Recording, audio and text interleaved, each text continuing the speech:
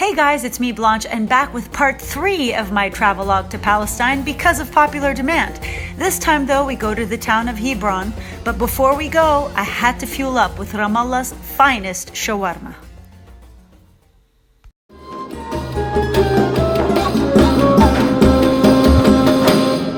This is the outside of Abu Iskandar, which means father of Alexander in Arabic. It's one of the oldest and most famous shawarma places in Palestine, and my dad actually used to come here growing up, so he told me I have to eat one of their sandwiches to get the full experience of his cherished childhood.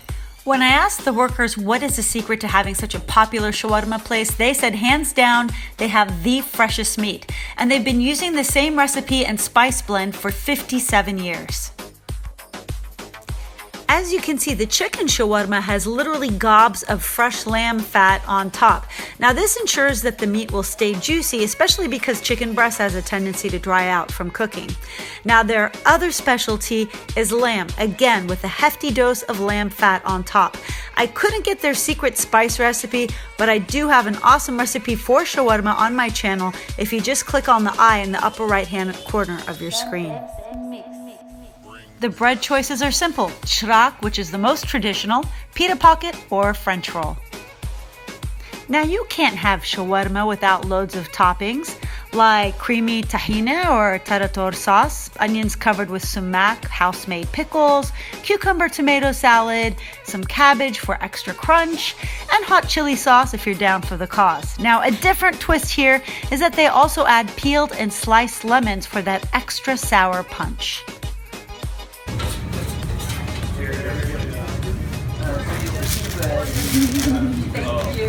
So I've been working on my very first Abu Iskandar shawarma wrap, and take a look at this. Look at how big this puppy is. So what I do is I eat it with the shrak, which is the very thin bread, because that is what's popular. Usually that's like the method they've always had shawarma here. And the chicken breast is so juicy because, like I said, they put that lamb fat over it, and it has so many amazing flavors in one wrap. I'm gonna take a bite for you right now. 1, 2, 3. This is so good. Okay. I hate eating on camera, but this is unbelievably delicious, and I'm doing this mostly for the drool factor, so you guys can come here to the West Bank in Ramallah and eat Abu Iskandar. And if you do come, take a picture and send it to me, because chances are I'm not gonna have this wrap for a very long time. Everyone, I am in the town of Hebron. Now this town is not visited by too many tourists because it's kind of a controversial town. You know, it's a town of 200,000 Palestinians, and in the middle are 500 Israeli settlers, and there is a lot of sadness in this town, but there is a lot of beauty. But what I'm going to do is try to capture the beauty as much as I can. So join me on some little highlights of Hebron. First stop in Hebron is a store called Ard Canaan, which means land of the Canaanites, as modern-day Palestinians are actually the descendants of ancient Canaanites. And while Nablus is associated with sweets, the town of Hebron is known for their hand-blown glass and ceramics. Now, Palestinians have been making glass here since the time of the Romans. Only a few families knew the secret of the trade, so they passed their knowledge of glassmaking from generation to generation. They even taught the Italian glassmakers of Murano new techniques at the time. Not too many people know about this art because it's very difficult to stand in front of a hot furnace for hours on end, but the result is beautiful. So my favorite thing to buy when I'm in stores like this are items like this, because you use it for zait and za'atar, right? Oh, that's great. You put the oil on one side and you put the za'atar on the other side, and it's great storage. And plates like this, just great serving plates that turn any kind of like olives or hummus or any kind of Middle Eastern food into something extra special when people come over. Hebron is most definitely a hidden gem that isn't overridden with tourists. It's a shopper's paradise with an ample amount of hand-woven Palestinian robes, glassware, ceramics, and jewelry. And some of the charming shopkeepers loved giving historical perspective on their wares.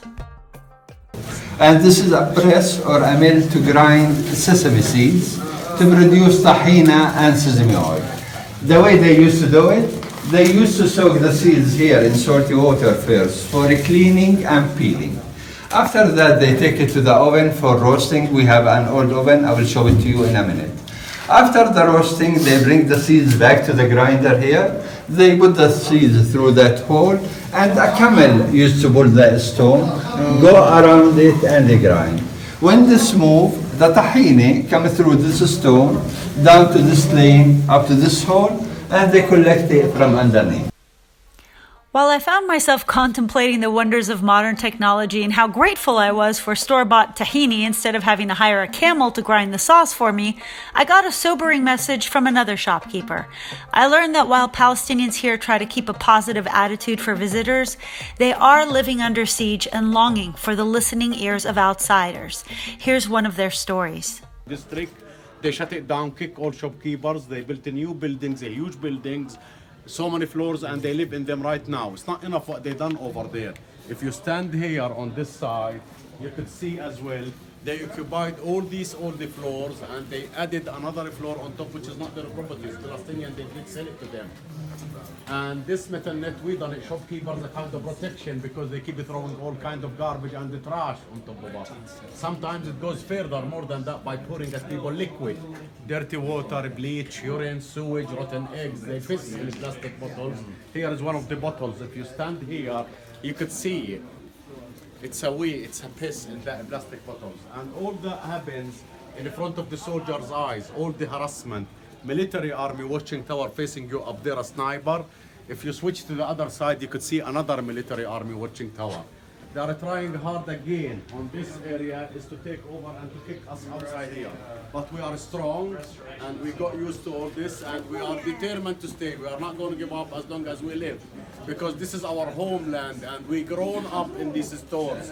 I came down here when I was 7 years old. I'm 58. I'm already grandfather. And we want you to do us a big favor, please. Try to spread what you've seen in your eyes, because you are a witness, and add on top of the stick all what you're going to take as photographs or pictures, put it on your page, on your Facebook, and show it and share it, because we don't deserve all this. At the end, we're all a human being and we must respect each other. And try to advertise for us, to encourage people to come down here, because it's safe, it's secure, it's one of the nicest cities in the West Bank. Walking distance from the main shops is the tomb of the patriarch, a sacred site to all three Abrahamic religions of Islam, Judaism, and Christianity. It's the burial place of three couples, Abraham and Sarah, Isaac and Rebekah, and Jacob and Leah. This is the Ibrahimi Mosque, which was actually built between 4 and 37 BC.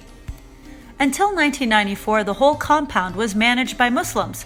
However, the compound was open to visitors of all faiths. Everything changed in 1994 when Israeli settler Baruch Goldstein attacked Muslim worshippers during Ramadan prayer in this very room, killing 29 people. After the massacre, the Israelis closed the mosque for 8 months, and ever since then, the complex and surrounding areas have been strictly segregated. Israelis occupied part of the building with a built-in wall, and they also built a segregated street to connect the illegal settlements to the compound.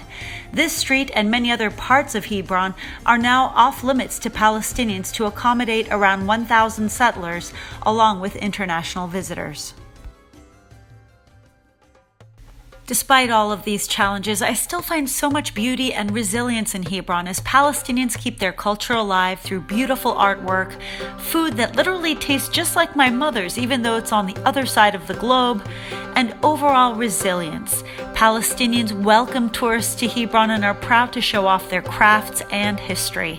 Now, to get more perspectives of the Middle East you won't find anywhere else, please hit that subscribe button and click on the bell for notifications on future videos. It is my earnest hope that there can be peace through mutual awareness and understanding. Thanks for watching.